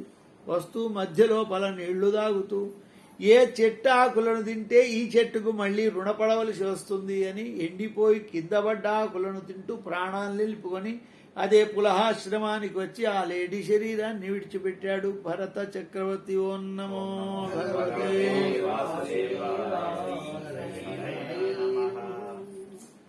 ఆ తర్వాత ఇతడు శుద్ధ పవిత్రుడు, శమదమాది గుణ సంపన్నుడు, స్వాధ్యాయ నిరతుడు, నీతి కోవిదుడైనటువంటి బ్రాహ్మణి ఇంటిలో కొడుకుగా జన్మించినాడు. జన్మించిన ఇతనికి బ్రహ్మజ్ఞానం కలిగింది. పుట్టుకతోనే బ్రహ్మవేత్త. ఇక చూడాకర్మ చేశాడు, నామకరణం చేశాడు. ఏం పేరు పెట్టిండో తెలియదు, చెప్పలే ఇక్కడ. పుట్టుకతోనే వీడు జడుడు. 5 సంవత్సరాలకు అక్షరాభ్యాసం చేస్తే ఓ నా మా శివాయ, ఓ లేదు నా లేదు, ఓ అంటే వస్తే నా చెప్తారు, నా వస్తే మా చెప్తారు. ఇక అని ఏది రాని వాడి వల్లే జడుని వల్లే నటిస్తున్నాడు. ఇక గర్భాష్టమేషు విప్రాణం 7 సంవత్సరాలు రాగానే ఉపనయన సంస్కారం చేసి 24 మంత్ర అక్షరముల గాయత్రి మంత్రాన్ని 24 నెలలు చెప్పితే ఒక్క అక్షరం అందాలే. ఇప్పుడు గాయత్రి మంత్రం ఒక్కటి చెప్తే ఇక గణానాంతో చెప్తారు. గణానాంతో మొదలు పెడితే వచ్చిందంటే క్షేత్వ ఇక యజుర్వేదం మొదలు పెడతారు. ఇది నేర్చుకోమంటారు. ఇది వచ్చిన తర్వాత భాష్యం చెప్తారు. ఏ తర్వాత చదువుకున్నావు కదరా పెళ్లి చేస్తారు. పెళ్ళైనాక పిల్లలు పుడతారు. ఇక వాళ్లతో సంసారంలో పడాలి. నాకు అది వద్దు. అది వద్దంటే ఏం చేయాలి? మొదలే పులి స్టాప్ పెడితే ఏమన్నా పని చెప్పింది అనుకో, నాకు చెయ్యరాదు, పీడ పోతుంది. ఎట్లా చెయ్యాలి అంటే కష్టం. ఎట్లా చెయ్యాలి అంటే ఇట్లా చెయ్యి, ఇది చెయ్యి, అది ఏం చెప్తాను. నాకు చెయ్యరాదంటే మళ్ళీ చెప్తారా? అయ్యా నువ్వు ఎంత చెప్పినా నాకు రాదు. ఏం వస్తుంది? నువ్వు ఏం చేసి పెట్టినా నాకు తినవస్తుంది. ఇట్లా ఏది రాని వాణి వల్లే ఉంటున్నాడు. అయ్యో ఇటువంటి వాడు నా కొడుకుగా పుట్టే కదా. మిగతా పెద్ద కొడుకులంతా మంచి బుద్ధిమంతులై చదువుకున్నారు, విద్యా వినయ సంపన్నులై ఉన్నారు, చక్కగా సంపాదిస్తున్నారు. ఇదే కదా మనం వాని యొక్క పురుషత్వాన్ని అంచనా వేసేది. బాగా చదువుకోవాలి, వాడు బుద్ధిమంతులై ఉండాలి, పెళ్లి చేసుకోవాలి, సంతానాన్ని కనాలి, ఎట్లన్నా కానీ సంపాదిస్తే అయిపోయి. సంపాదన రావాలి, అప్పుడు గొప్పవాడంటారు. వీడు రాకపోయే కదా అని ఆ బ్రాహ్మడు బాధపడి అంత్యకాలంలో తల్లిదండ్రి ఇద్దరు పోయినారు. ఇతడు అన్నదమ్ములు వీడికి వట్టి తిండి పెట్టేందుకు ఎంత పెడితే అంత తింటున్నాడు. దొడ్డు గట్టిగా ఉన్నాడు. పని చెప్పుదాం అని పనులు, ఈ పని చేయి, ఆ పని చేయి, ఆ పని చెప్తున్నారు. బ్రహ్మ వీళ్ళకి ఏం బాగా ఉన్నానో ఎవడేం చెప్పినా ఆ పని చేస్తున్నాడు. ఇక ఊళ్ళంతా వీడికే పని చెప్తున్నారు. వినటోడు ఉంటే అందరూ చెప్తారు, వినటోడు ఉంటే అందరూ పని చెప్తారు. మావాడు ఒకడు ఉండేవాడు, వాడికి ఉద్యోగం దొరకలే. నీకు ఉద్యోగం లేదు కదరా, ఏం పని లేదు కదరా, మా ఇంట్లో పెళ్లి ఉన్నది, ఒక వారం రోజులు ఉందిరా, పోయి వాడి ఇంట్లో వీడు వారం రోజులు సేవ చేయాలి. ఇంకోడు పిలుస్తాడు, నీకేం పని లేదు కదరా, ఉద్యోగం రాలే కదా, మా ఇంటికి రా, ఈ పని నచ్చేదు అని. వాడికి ఉన్న కుక్క బతుకు పాపం, వీడికి ఉద్యోగం రాలేదని సహాయం చేయరు. వాడి పనులన్నీ వీడు తొందించుకుంటారు. వాడు నేను పోయేపటికనే ఈ పనులన్నీ జరుగుతున్నాయని ఆనందాన్ని పొందినాడు. కొన్ని రోజులు అయినాక తెలిసింది వీళ్ళంతా నన్ను వినియోగించుకుంటున్నారు. మరి వీడికి ఏమైనా సహాయం, ఉద్యోగం లేదు కదా, ఏమైనా సహాయం చేద్దాం, పాపం ఏదో వానికి నాలెడ్జ్ అందిస్తాం, ఏదన్నా వచ్చే ఉద్యోగం వచ్చేట్టు చేద్దాం, చెయ్యరు. వాని పని మాత్రం వీడితో చేయించుకుంటారు. అన్ని పనులు వీడే చేయాలి. వీడికేం పని లేదు కదా, వాడు ఆఫీస్కి పోతాడు. కనుక అన్ని పనులు జటాభరతునికి చెప్తున్నారు. ఎవడే పని చెప్తే ఆ పని చేస్తున్నాడు. ఒకనాడు గురిగిపోయింది, ముక్కిపోయింది, పురుగులు పడ్డది పెడుతున్నాడు. ఏది పెడితే తింటున్నాడు. తినకపోతే వీళ్లకు మళ్ళీ ఏం రుణపడి ఉంటానో నేను అని ఒకనాడు చేను లోపల మంచె వేసి దానిలో కూర్చోబెట్టాడు. కావలుండురా అని అనేకమైన పక్షులు వచ్చి ఆ పంటలన్నీ తింటున్నాయి. ఆహా, భగవంతుడు వచ్చి ఎంత సంతోషంగా తింటున్నాడు అనుకున్నాడు. పశువులు వచ్చి వేస్తుంటే ఆహా, నారాయణమూర్తి వచ్చి ఈ పంట తింటున్నాడు అనుకున్నాడు. వాళ్ళ అన్నలు వచ్చి వీడిని మెత్తగొట్టి పక్కకు వెళ్ళగొట్టి కూర్చున్నాడు. ఎందుకు కొడుతున్నావు అని అడగలే. కొడితే పడ్డాడు. ఇట్లా జటభరతుడు అక్కడ ఓ చెట్టు కింద కూర్చొని ఉన్నాడు. ఆ సమయం లోపల ఒక వృషల రాజు, ఓ కొండరాజు, ఆటవీలకు అధిపతివాడు, అడి కాళీ భక్తుడు. అమ్మా, నా కొడుకు పుడితే నీకు నరబలి ఇస్తా అని కోరుకున్నాడు. మొక్కుకున్నాడు. వాడిని కొడుకు పుట్టాడు. నరబలి ఎవరిని ఇయ్యాలి? ఎవరినో వెతికరండిరా అనే వరకు ఈ జటభరతుడు కనబడ్డాడు. కనబడే వరకు ఒరై ఇగరా వచ్చినాడు. చూసే వరకు సాముద్రిక లక్షణాలు సర్వలక్షణ సంపూర్ణం. ఏ లక్షణం తక్కువ ఉన్నా బలికి పనికిరాదు. బలి ఇచ్చే జంతువు సర్వ అవయవ సంపూర్ణంగా ఉండాలి. వాళ్ళ శాస్త్రం అట్లా చెబుతుంది. వీడు కూడా సర్వావయ సంపూర్ణుడై ఉన్నాడు.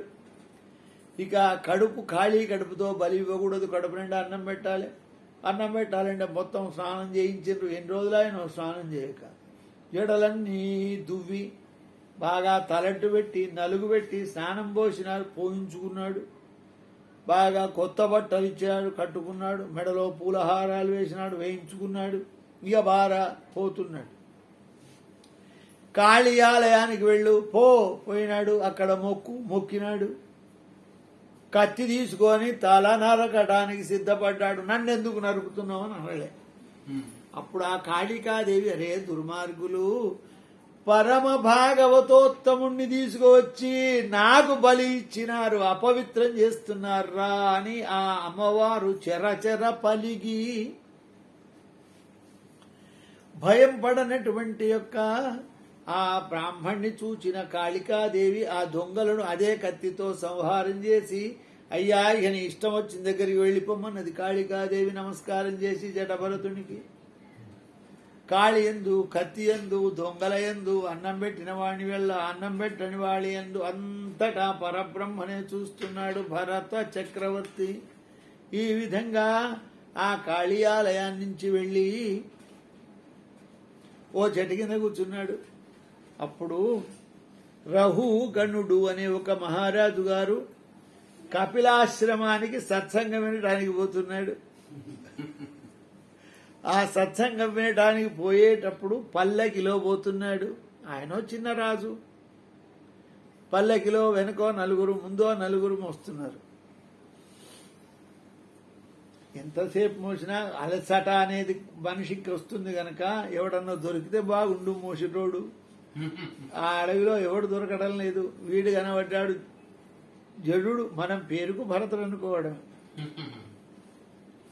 అప్పుడు ఒరే గరా ఈ పల్లకి మొయ్యి, ఏమో వీడికి బాకి ఉన్నామో ఏమో పల్లకి మోసుడు అని వద్దనలే. నేను మొయ్యానలే. ఎందుకు మొయ్యానలే? పల్లకి భుజం మీద పెట్టుకొని మోస్తున్నాడు. పల్లకి ఎన్నన్న మోసిన అలవాటు కాదా? మళ్ళీ ఆయన కింద చూసుకుంటూ నడుస్తాడు. పల్లకి మోసేవాడు కింద చూసుకుంటూ నడిస్తే కుదరదు.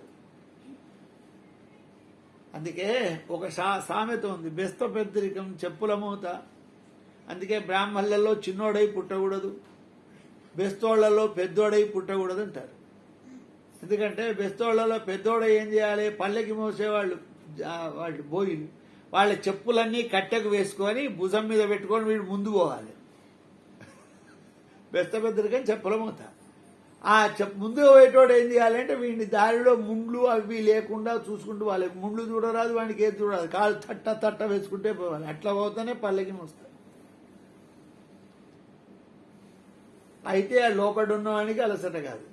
ఇంకా ఈయన కింద చీమలున్నాయా, పురుగులున్నాయా, దేన్ని దొక్కుతున్నా, దేన్ని దొక్కకూడదు అనేటువంటి భావంతో మెల్లమెల్లగా అడుగులు దుంకుకుంటూ వేస్తున్నాడు. అది పల్లెకి అదులుతుంది. బ్యాలెన్స్ తప్పిపోయింది. చెమటలు గారుతున్నాయి. ఎవర్రా అనేది, అయ్యా మేం కాదు ముందరున్నోడు అని చెప్పిండు వెనుకున్నోడు. ఈయన కోపం వచ్చింది. చూసేవరకు మొద్దుకు మొద్దు మంచిగానే ఉన్నాడు. వీడు బోయా ఎవడా ఒత్తుకొచ్చిండో ఆయనకేమో లోపల కూర్చున్నాడికి. అలస్థితి బెంతయున్ ముసలివాడకట డస్థితి వేను మిక్కిలిన్ పలచగయున్నది శిబికా భారము దూరమున్ మోసితేగతిన్వ నిలిచెదవంచు భూవరుడు నిష్టరముల్ వినవల్కనాయడన్ పలుకగ మోసెన శిబిక బ్రాహ్మణవర్యుడు పార్థివేశ్వరా. తిరుగుతున్నాడు. అరే బక్కబడిపోయినావు. ఈయన బలిష్టంగానే ఉన్నాడు. వ్యంగ్యం. బక్కబడ్డావు, అలసిపోయినావు, ముసలివాడా నిండు యవ్వనంలో ఉన్నాడు. మేను మిక్కలన్ను పలచగా ఉన్నది, శరీరం అంతా మెత్తగా ఉన్నది, మోయలేకపోతున్నావా అని ఇంత తిడుతున్నా కూడా చెప్పలేకపోతున్నాడు. ఓరి దుర్మద వినరోరి జీవన్ మృత అంటే బతికున్న పీనుగా అని తిట్టినాడు. అయినా తప్పుడు చేయలే. నా యాజ్ఞ దప్పుదు వక్ర మార్గములన్నుయున్ విడిపించి నడిపింతు నిన్ను. నీవన్నీ వక్ర మార్గాలలో పోతున్నావు, నీ వక్ర మార్గాలు విడిపించి నిన్ను చక్కగా చేస్తా అని చెప్పి ఈయన గుణత్రయంలో వృద్ధి పొందినటువంటి ఆయన ఈ ప్రలాపాలు పలుకుతున్నాడు రహుగణుడు. అప్పుడు ఎందుకు దయ వచ్చిందో మహాత్ములకు ఎప్పుడు ఎవరి మీద ఎందుకు దయ వస్తుందో తెలియదు. ఆయన అనుకున్నాడు, ఈయన కపిల భగవానుని ఆశ్రమానికి సత్సంగం వినడానికి పోతున్నాడు. పల్లెకిలో వెళితే సేవకులను తీసుకొని వెళితే వీళ్ళకి పెద్ద సీటు వేస్తారా అక్కడ? కపిలాశ్రమానికి సత్సంగాన్ని వినడానికే పోతున్నాడు. కొంచెం బుద్ధి మంచిదే, కానీ అహంకారం బాగా ఉన్నది అని. ఓ రాజా ఇప్పుడు మాట్లాడుతున్నాడు, ఇదివరదాకా మాట్లాడలే. నీవు చెప్పింది సత్యమే. ఈ శరీరానికే ఈ భారంగాని నాకు కాదు. నేను బాధపడతలేను. నువ్వు తిట్టింది శరీరాన్నే, బాధ కలిగింది శరీరానికే, చెమటలు వచ్చింది శరీరానికే. అంతేకాదు వ్యాధి వచ్చినా, రోగం వచ్చినా, అప్పులు అయినా, కష్టమైనా, సుఖమైనా, చచ్చినా బతికినా శరీరమే కాదు. నేను చచ్చేవాడిని కాదు, పుట్టేవాడిని కాదు, ఎప్పుడు నిరంతరంగా ఉండేవాడిని. జీవను మృతుడు అని అన్నావు. నన్నేమన్నావు? జీవను మృతుడు. ఏది జీవను మృతుడిని, నేనా శరీరమా? శరీరమా అది ఎట్లాగూ చచ్చేది. ఇవాళ కాకుండా రేపు గాత్రం ఉండేది కాదు. నాకా మృత్యువే లేదు. ఇప్పుడు నేను నాది అనేది ఎన్నైనా మారొచ్చు, నేను మాత్రం మారను.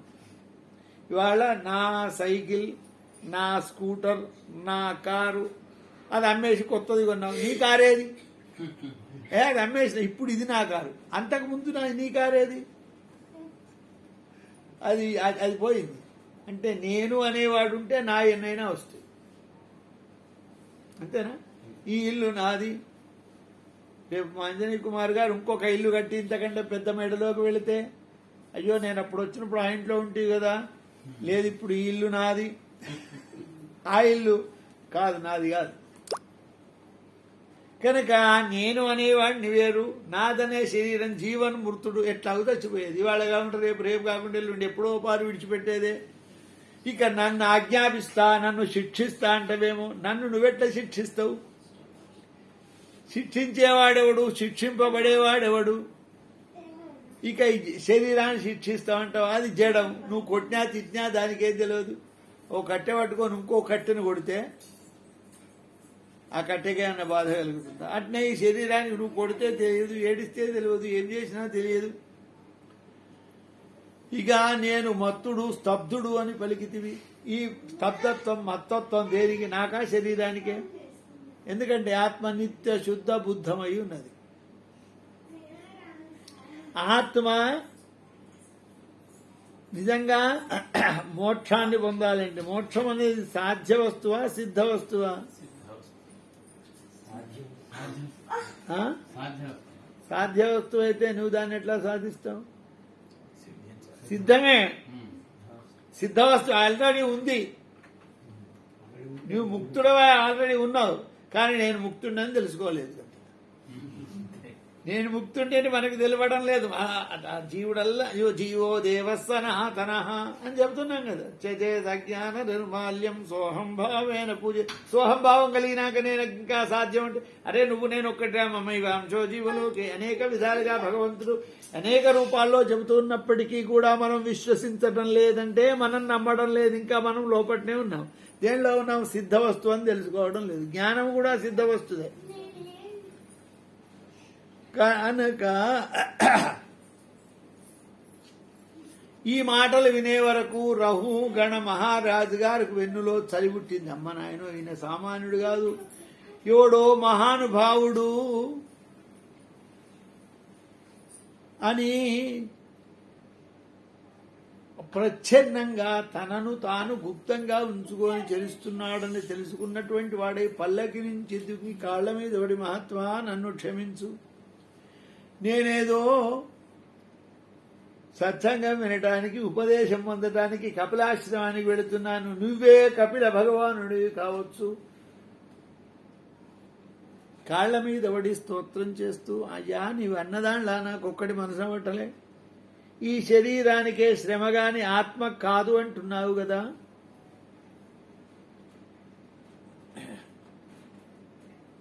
పొయ్యి మీద గిన్నె పెట్టి గిన్నెలో నీళ్లు పోసి నీళ్లలో బియ్యం